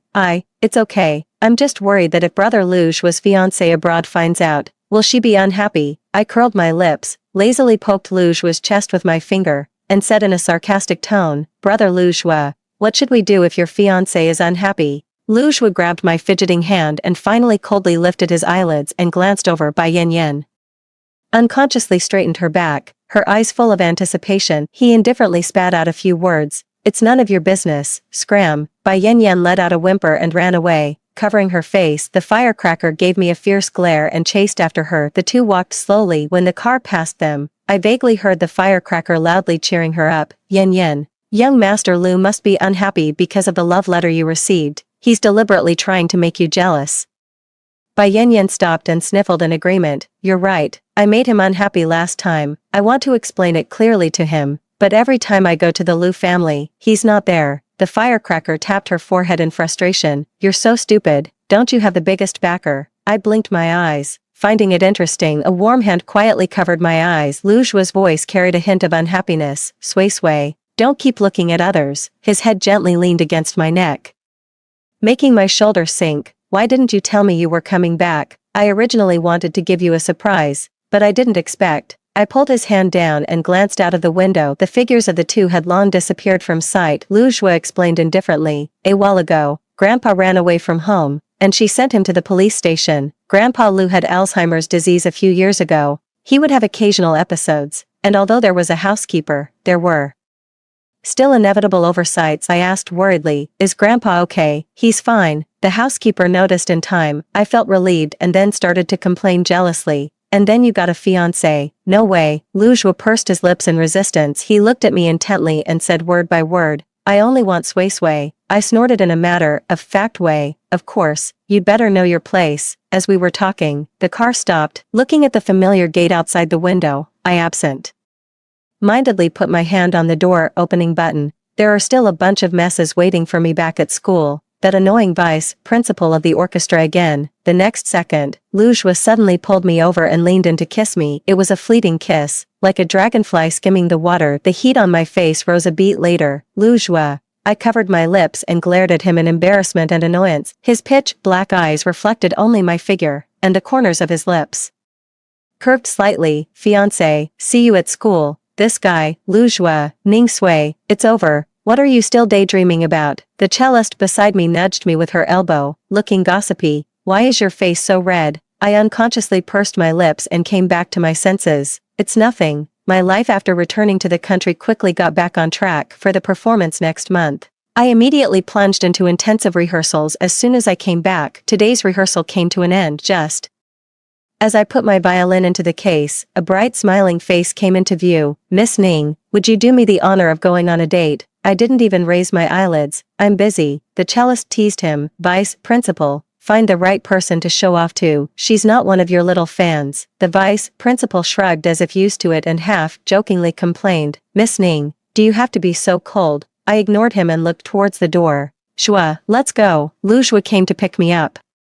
Every day he was used to standing in the shadows, like a silent shadow, but I could always spot him first. He took the violin case from my hand and carried it on his back, then skillfully took my hand with his other hand. The warmth in his palm was familiar and reassuring. The vice principal whistled maliciously behind me. Miss Ning, what's so interesting about a childhood friend? Can you tell the difference between love and habit? Lu Jue's steps paused for a moment, but he held my hand even tighter. I tilted my head and looked at him thoughtfully. The lights in the corridor flickered slightly. The giggling voices of several girls came from the corner. So Ning Sui is the legendary childhood friend of Lu Jue. I wonder what it's like to date such a cold-hearted person. Lu Jue looks so cold. Would he say please before kissing? The giggling voices gradually faded away. What they didn't know was that if they walked a few more steps forward, they would see Lu Jue pinning me against the wall. The violin case lay neglected at our feet and he was kissing me passionately on the lips. They didn't understand him at all. I bit Lu Jue's lower lip in frustration and whispered, Shua, you're so stupid. Why care about what they say? No one else is as tall or as good looking as you. From childhood to adulthood, it was you who accompanied me to practice the violin, fought for me, and took the blame for me.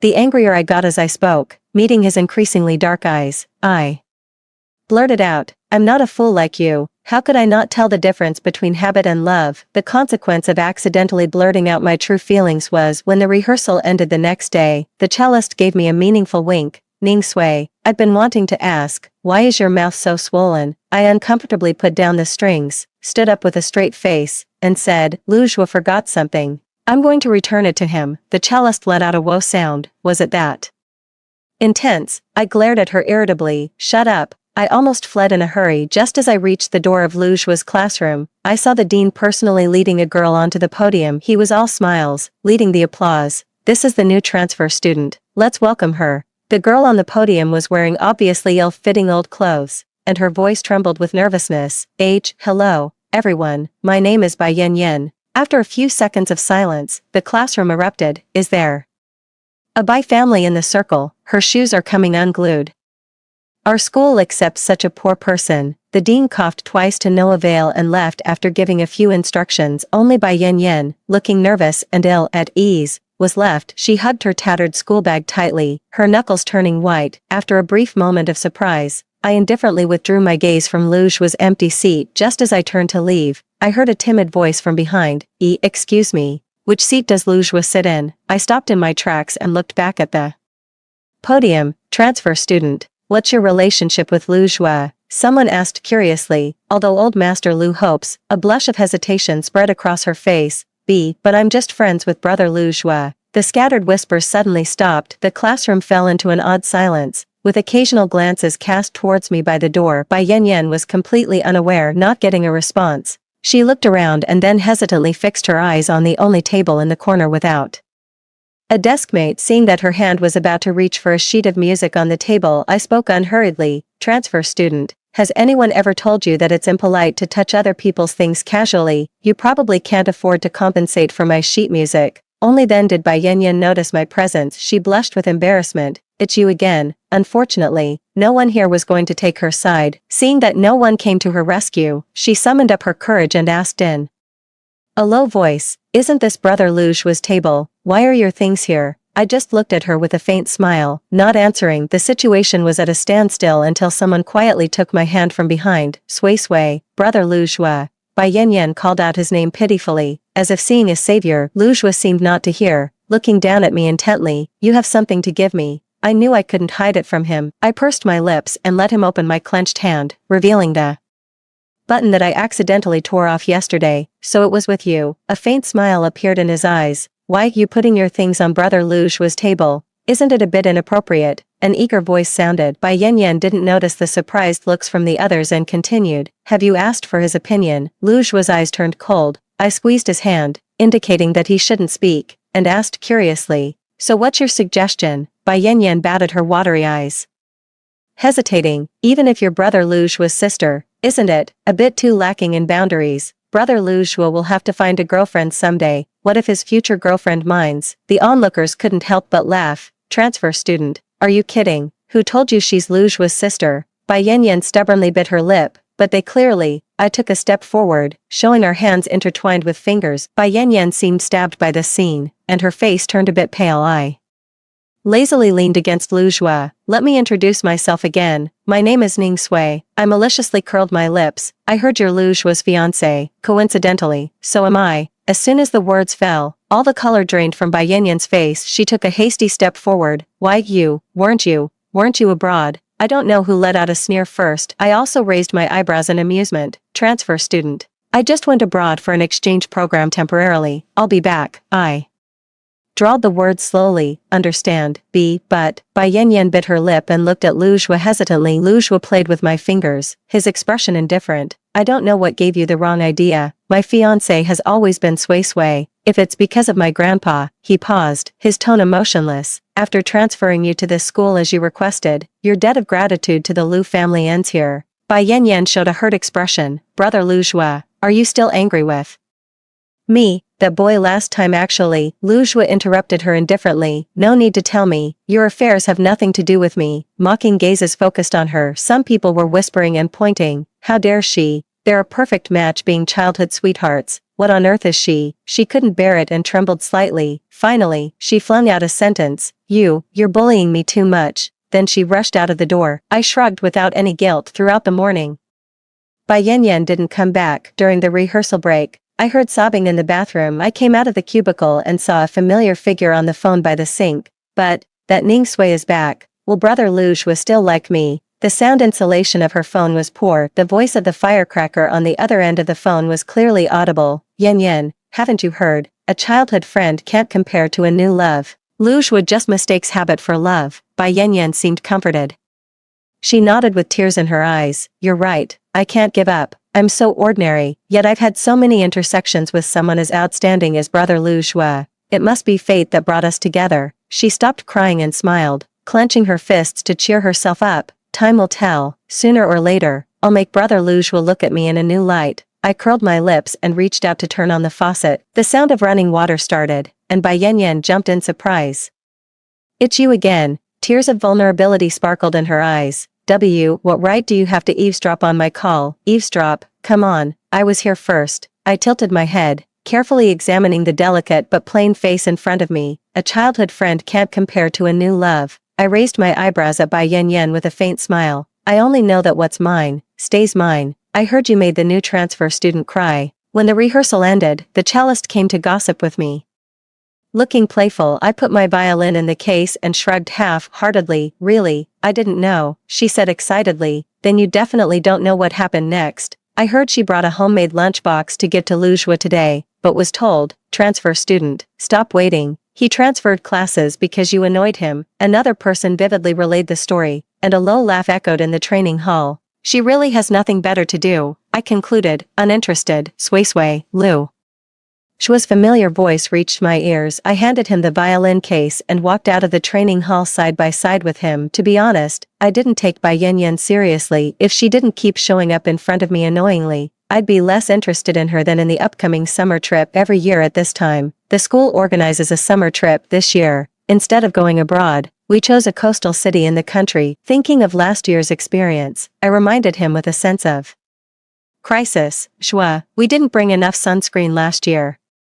This time, pack a big tube for me. I complained pitifully. I got tanned last year. I'm not pretty anymore. Luju looked at me intently, seriously emphasizing, that's not true. You've always been beautiful. After a pause, he suddenly said in a low voice, Sui, let's not go this year. Why? I asked casually, then held out my hand to him in dissatisfaction. Shua, why aren't you holding my hand today? Lu Shua hesitated for a moment, then took my hand the next second, his fingers curled up as if burned. It was just a fleeting moment, and then he nonchalantly held my hand tightly again, but I immediately stopped, sensing something was wrong. I grabbed his hand with my sleeve, examining it carefully, but saw no wounds, so I simply asked, "What's wrong with your hand?" Lu Shua replied, "Nothing." I frowned, standing in front of him and asking seriously, "Shua, are you hiding something from me?" Lu Shua moved his lips. As soon as I saw his expression, I knew something was up. "Lu Shua, I'm warning you, I'm getting angry." I stared into his eyes. "Have you forgotten what I told you last time?" As I remembered, I didn't quarrel with Lu Shua very often. There was only one time when he got injured while skiing abroad and even colluded with my mom to hide it from me. I got really angry and didn't go to the Lu family for a long time. Since then, he got rid of the bad habit of keeping everything to himself. That time, he even cried because I ignored him. A trace of struggle flashed across Lu Shua's brows. But in the end, he only said 3 words, "I'm fine." I stomped on his foot with my leather shoes, so angry that I laughed instead. "Fine, very good, Lu Shua, then don't talk to me for the rest of your life." This was probably the longest Cold War between Lu Shua and me since we were kids. Even when I was lying on the beach chair by the sea, I held back from saying a single word to him. Feeling a persistent gaze following me all the time, I simply covered my head with a bath towel, not giving him a single glance. I don't know how long it took. Someone pulled down my bath towel. "I'm telling you, I won't forgive you easily." The complaint I had been holding back for a long time was about to blurt out, but I swallowed it back. "Oh, it's you," I said listlessly, pouting. "Not who you expected." Disappointed, the cellist adjusted the bath towel around her shoulders, looking gossipy.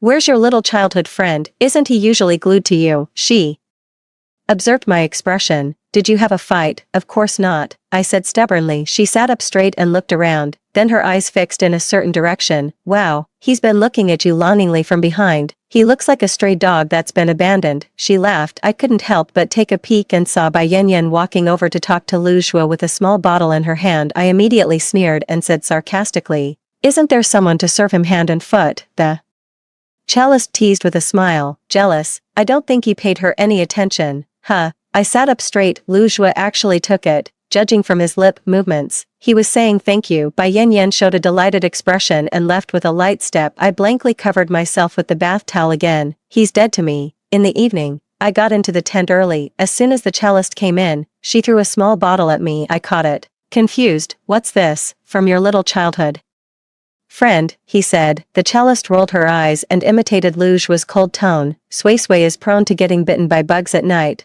I think it's the same thing the transfer student gave him during the day. What a case of giving away something that's not his to give." She clicked her tongue and concluded. I had a hard time suppressing the corners of my mouth from rising. I snorted haughtily. "I don't want something from the transfer student." Early the next morning, I walked straight up to Bai Yanyan and handed her the small bottle. "Here, take it back." Bai Yanyan's face turned deathly pale. "Why is it with you?" I ignored her. Without Lu Shua around, my temper seemed to get worse. At lunchtime, the annoying vice principal came to bother me. "I heard there will be a meteor shower tonight, Miss Ning. How about?" I sat up straight and noticed that Bai Yanyan was going to find Lu Shua again. This time, they were not far away, and her sobbing accusation clearly reached my ears. "I gave that to you. Don't you think this is cruel to me?" Lu Shua was looking straight in my and the vice principal's direction, his voice sounding absent-minded. "I asked my bodyguard to transfer money to you. I thought you were selling it to me." "Lu Shua, you're too much."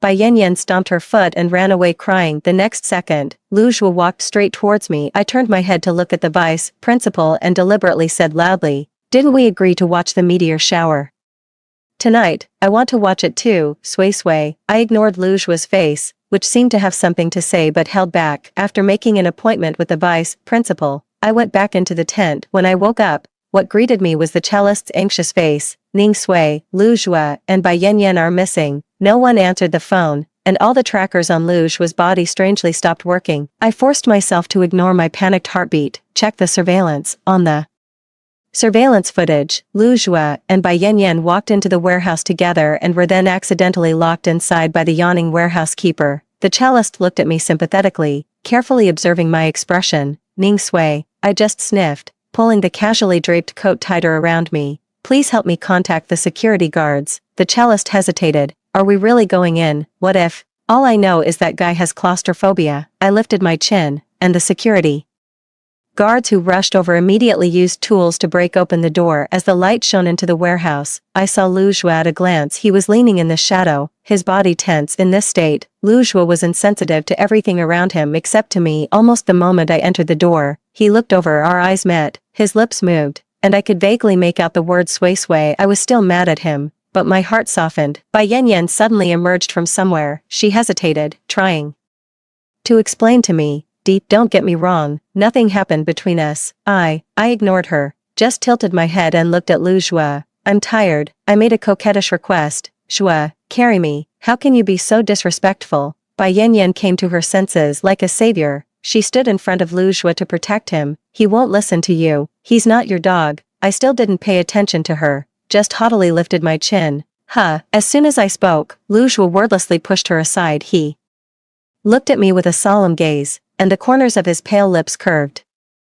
Woof, Bai Yanyan's face turned deathly pale, and she took an incredulous step back. Lu Jue didn't spare her even a glance. As I asked, he squatted down in front of me. I looked down at him. He was fastidious about cleanliness, and his clothes were always spotless. At this moment, the hem of his drooping clothes was a bit dusty, but he didn't care. He just pleaded softly, Sui Sui, let's make up. I was silent for a moment, then smiled. Just like many times in the past, I jumped onto his back and affectionately put my arms around his neck. As we passed by Bai Yanyan, who was like a wooden statue, I complained in a low voice, Jue, you're so cold. Yeah, then hold on tighter, I added. These shoes are so hard today, my ankle is all red from rubbing. And he responded just as he had every time before, okay, I'll put some medicine on it for you when we get back. I emphasized, I haven't forgiven you yet. Lu Jue's voice became sullen. I just had a dream that you said you only had a habit of me. Just because of this, I was so angry that I pounded his shoulder hard. Are you an idiot? How can you take a dream seriously? Then what? What happened next? I asked. Lu Jue was never good at lying. He was silent for a few seconds,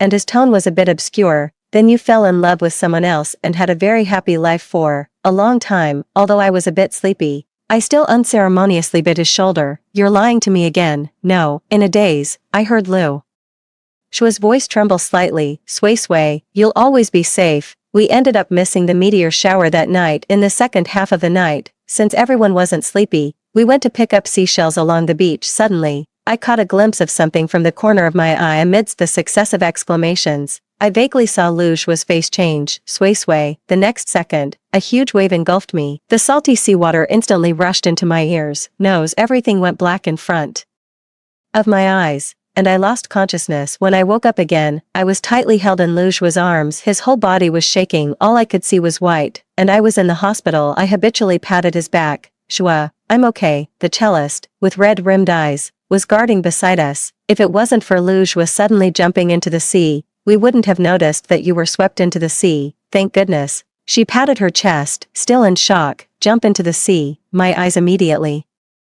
turned red with anxiety. The school clearly has lifeguards. Are you crazy? Lu Jue's face was so pale that it was almost transparent. He coughed softly. Sui Sui, as long as you're okay. You're so stupid. You didn't have to follow me to send. Don't say that word. Lu Jue's side face suddenly tensed up, showing a rare vulnerability. His voice was trembling. Sui Sui, I don't want to hear it. Jue, brother Lu Jue, do you know that you almost lost your life? Bai Yanyan suddenly rushed in, her face full of tears, shouting at him. She pointed at me, her voice on the verge of collapse. Is she really that important to you? You know, you were supposed to be my male lead. The cellist couldn't stand it anymore. She frowned and stood up. Transfer student. What nonsense are you talking about? Ning Sui hasn't even said anything yet. If you're here to disturb the patient's rest, you're not welcome. Only then did Bai Yanyan come to her senses. I didn't mean anything else. I just hope.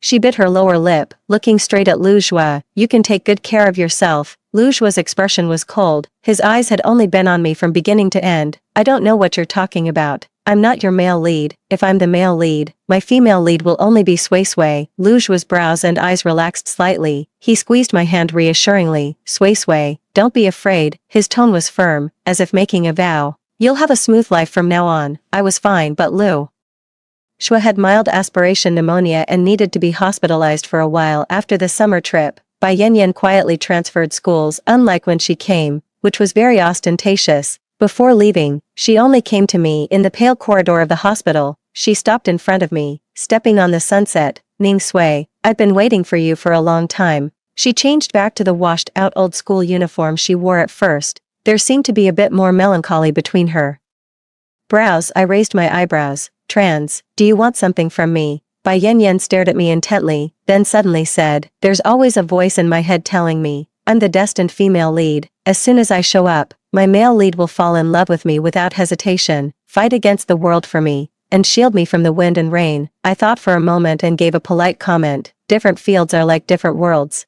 Good luck to you. She tugged at the corners of her lips self-deprecatingly, but on that night, that voice told me that even gods can't control people's hearts. Bai Yanyan's expression was neither crying nor smiling. This world that doesn't belong to me really feels like a dream. She dejectedly withdrew her gaze from Lu Zhua's ward and disappeared step by step in the corridor. I thought about it for a few seconds, not understanding, and decided to leave this confusion to Lu Zhua. Unexpectedly, as soon as I entered the ward, I was pulled into a familiar warm embrace. Unhappy about being left alone for so long, Lu Zhua gently bit my earlobe. Sui Sui, you were gone for so long. I immediately blushed and pushed him away. Lu Zhua, have some self-awareness as a patient. I forcefully pushed him back onto the bed with a show of force. I feel something is off. Zhua, what kind of dream did you have? What secret do you and that transfer student have behind my back? This time, I want the truth. I crossed my arms and emphasized seriously.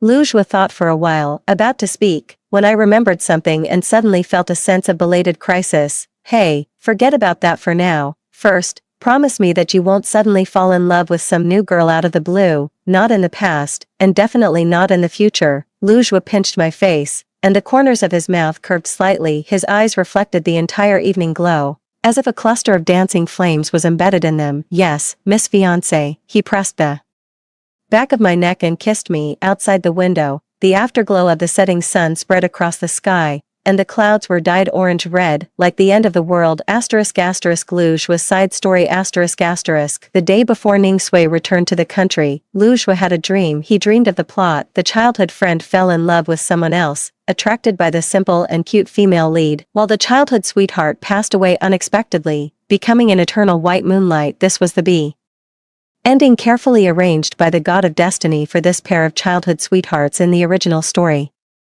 Because he was the male lead, but she was not the female lead belonging to him. Ning Sui returned to the country earlier as in the dream, and the gears of fate began to turn according to the plot. After Ning Sui and Bai Yanyan had conflicts, Lu Zhua would stand by Bai Yanyan's side again and again, thinking of the kindness she had shown. Bai Yanyan became a thorn between them that couldn't be pulled out. At first, it was just an inconspicuous little spark, but in the end, it ignited a raging fire.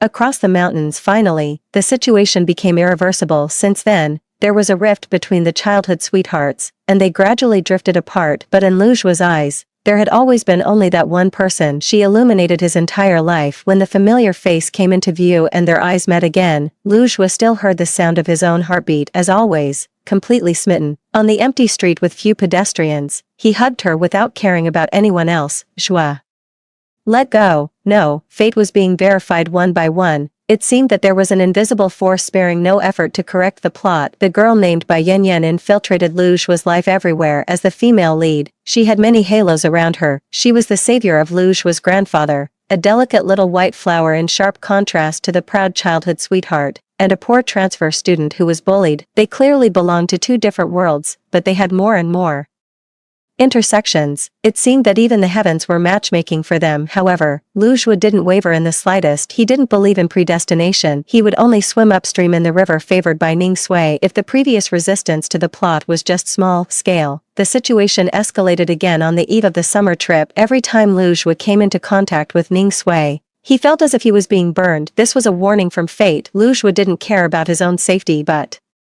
when it came to Ning Sui, he was finally afraid. He tried to tell Ning Sui the truth, but was restricted and couldn't say it. Ning Sui was indeed angry. The night Ning Sui agreed to go watch the meteor shower with the vice principal, Bai Yanyan came to him. She said, Lu Zhua, I know when Ning Sui will be in danger. Come with me, and I'll tell you. There were only a few fragments in the dream, and there was no accurate time for Ning Sui's accident. I slowly put forward my suggestion. I just hope You can train your employees better in the future so that there won't be another victim. Unexpectedly, after they finished talking, the warehouse was locked. The endless darkness gradually eroded his sanity. Lu Xue knew that this was the punishment for his repeated resistance to the plot. Fortunately, his Sui once again appeared in front of him, stepping on the light, no questioning, never doubting. She raised her chin as usual, her tone proud. Xue, carry me. The plot was corrected again and again, but also changed again and again. Even if it was like a mayfly trying to shake a tree, he would never give up. The accident in the plot still happened, but this time, he was prepared. At the moment when his consciousness was on the verge of disappearing, Lu Xue vaguely heard the sound of the shackles of fate breaking. The god in the void seemed to sigh helplessly. You are free. No one knew that every time the words branded on the book of fate would disappear inexplicably, the childhood friend couldn't fall in love with the little white flower. And the childhood sweetheart was also indifferent to the new arrival. The childhood sweethearts, not favored by the god of destiny, deviated from the established track again and again, rushing towards each other. For the last time, they finally embraced against the current. The childhood sweetheart withered, and the childhood friend grew old. And I still love you. The end.